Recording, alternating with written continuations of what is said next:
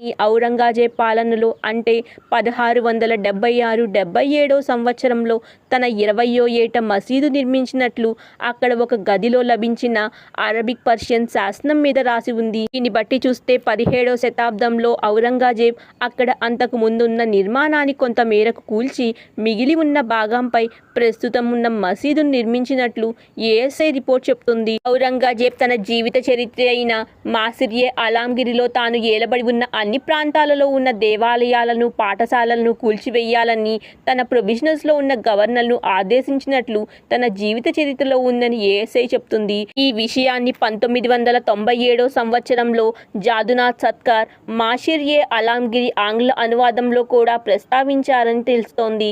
September 2, 1669న చక్రవర్తి అయిన ఔరంగజేబ్ ఆదేశాలను అనుసరించి అతని అధికారులు కాశీలో ఉన్న విశ్వనాథుడి ఆలయాన్ని కూల్చివేశారు.